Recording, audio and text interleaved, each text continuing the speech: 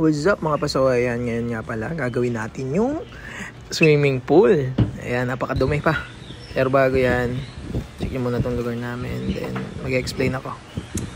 What's up mga pasaway? Today, gagawin natin ngayon itong pool natin na nandito. It's been around 3 years na sa amin. 4 years itong pool. But now, gagamitin ulit natin siya. At tingnan natin kung pwede pa natin siya pakinabangan. Bumili tayo ng hose para doon sa kanyang pump. Ayun yung pump natin na gagamitin. Ayan. But now, magluto muna tayo ng breakfast. Let's go. So, ayan. Magluto muna tayo with hot dog. Saka, talong, bawang. Ayan. Dik-dik, dik-dik. Dik-dik lang. Ayan. Hiwa, hiwa. Hiwa ulit. Hiwa ulit. Then yan o. Hiwa ulit. So, this is gonna be for our rice. And ito, pipilituin lang natin alongside with this hot dog.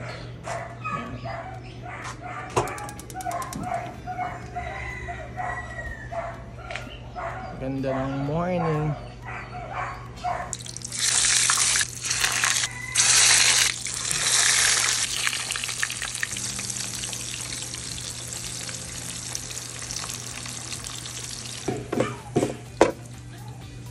Aba, may pa-plating pa si Aken, no?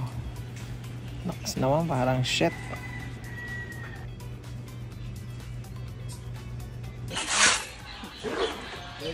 Sarap niyan, Gar! Ayun, no? Ayan nga po pala. Nililinis na natin, tapos tinulungan na rin tayo ni Joshua, ni Oslek. Tapos itong pump natin, parang may problema. Kaya ang ginawa na lang para ma-sure, nilinis na natin yung pinakabuong makina. Cute, oh. Kanina ba yung, ano na yan, ignite? Sa akin. Ignite po, garampils. Ayun. Kasi muna ko naman ako mag-ano. Parang mag-basketball. Nandun yung pilay. Sabi ko nga isang, ano, mangga? Sa butika. Marating! Gagasap pa resitahan mo, ayun sa tinene. Tapos for our lunch, ayan, luto naman tayo ng sitaw, saka mga hipon at limasag at limango. Tapos malinis na yung pool. Then ito, tinaray natin punuin muna para makita natin kung may mga butas. And next day, ayan, pumili na tayo para sa ating filter.